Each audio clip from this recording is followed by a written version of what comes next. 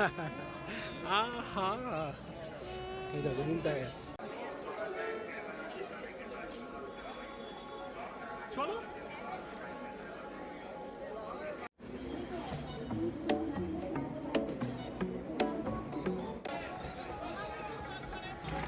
আমরা আবারও অথৈয়ের জন্মদিনে দক্ষিণেশ্বর এলাম। এটা অথৈয়ের দ্বিতীয় জন্মদিন এবং প্রত্যেক জন্মদিনে আমরা দক্ষিণেশ্বর আসব। তো সেই হিসাবে আজকেও চলে এসেছি।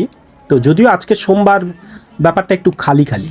গতবারে রবিবার পড়েছিল এবং সেখানে না প্রচণ্ড ভিড়, একটা দীর্ঘ লাইন সেই ওভারব্রিজের উপর দিয়ে, অর্থাৎ জেটি ঘাটের সেই লাইন ওপার দিয়ে বা ব্রিজের উপর দিয়ে লাইন চলে এসেছিল। আর আজকে কিন্তু একটু কম, তবুও প্রায় কয়েক লক্ষ মানুষ।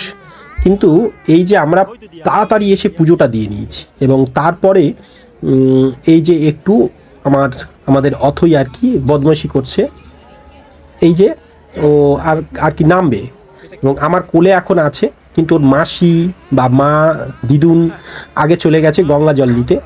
তা ওই জন্যই ওর হচ্ছে ব্যাপারটা যে ওর মাসির কাছে যাবে এখন। তো ওই জন্যই মাসি মাসি করছিল। আর তারপরে ওর মাসিকে হ্যান্ড ওভার করি। ওই যে দেখাচ্ছে ওর কপালে টিপ, অর্থাৎ আমার যে কপালে টিপ রয়েছে সেটাইও দেখাচ্ছে। আর বেশ এখানে ছোটাছুটি করে একটু বদমাশি করে নিয়েছে। তারপরে এখান থেকে আমরা বেরিয়ে আমরা একটু বেলুর মঠ যাব ঠিক করেছিলাম, কিন্তু বেলুর মঠে সত্যি সত্যি আমরা সেখানে 3:30টায় গেট খুলবে, তাই আমরা গিয়ে আবার চলে এসেছি। যেহেতু অনেক দেরি হয়ে যাবে, তাই অন্য কোনো পর্বে, যেহেতু আমরা প্রত্যেক বছর আসব, তাই এত ব্যস্ত নেই। অন্য বছর প্ল্যান করেছি আগে বেলুর মঠ ঘুরে নিয়ে তারপর পুজো দিতে আসব।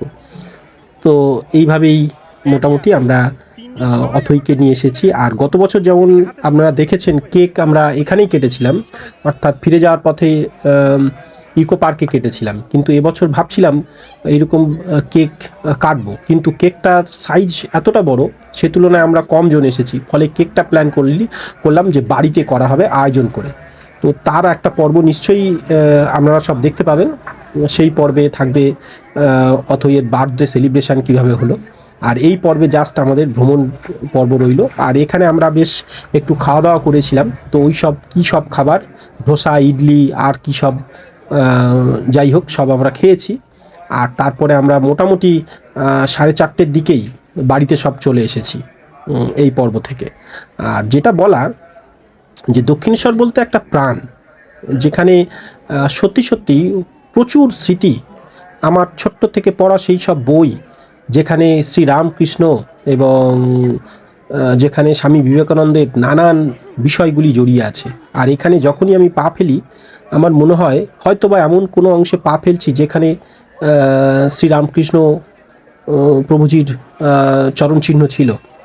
আর সেইভাবে সেখানে আমার মেয়ে ছুটে ছুটে বেড়াচ্ছে।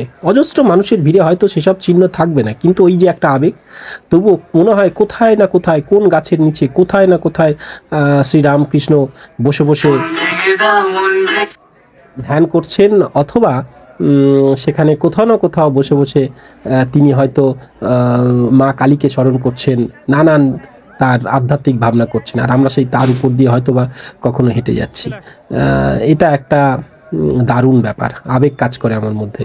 অ্যাকচুয়ালি আমাদের সনাতন ধর্মের সমস্ত কিছুই জুড়ে রয়েছে এই দক্ষিণেশ্বর মন্দির, এবং যা কিছু ধারণা, সর্বধর্ম সমন্বয়বাদ, সব কিছু কিন্তু ছাপিয়ে গেছে এই আধ্যাত্মিক জোন।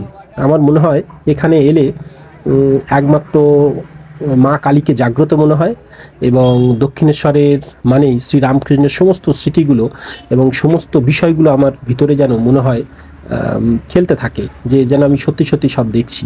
তো সেইভাবেই এখানেও আসি যতবার, ততবার আমার ওই আবেগগুলো কাজ করে, আর তাই বারবার টেনে নিয়ে আসে। গতবারে সামনে থেকে মায়ের প্রতিমা দর্শন আমার হয়নি, যেহেতু সেটা ছিল আমার প্রথম বছর। তো এবছর আমি প্রথম লাইনটা এমনভাবে দিয়েছি যাতে সামনে থেকে মাকে দেখতে পাই, এবং তাইও করেছি। আর মন্দিরের ভিতরে যেহেতু অ্যালাউ নেই, তাই আপনাদের তো দেখাতে পারবো না, আমরা সেটা জানেন। আর এই ঘাটে আমরা স্নান করে উঠি, আর ওই যে দূরে বাম পাশে দেখতে পাবেন জেটি ঘাট, তার নিচে ওই যে ব্রিজ, ওটা দিয়ে পেরিয়ে ওপারে বেলুর মঠ যাওয়া যায়। তো যাই হোক, সেইভাবে আমরা যদিও গাড়ি নিয়ে গেছিলাম, কিন্তু আমাদের বেলুড় মঠ দেখা হয়নি, ফিরে এসেছি। তো যাই হোক, অনেক আবেগ কাজ করে, আর সেই হিসাবে আপনারা সাথে থাকুন, অথৈকে আশীর্বাদ করবেন তার জন্মদিনে, সে যেন তার সুন্দর এক ভবিষ্যৎ গড়ে তুলতে পারে। ভালো থাকবেন সবাই, অথৈয়ের সাথে থাকুন, অথৈয়ের চ্যানেলকে সঙ্গে রাখুন।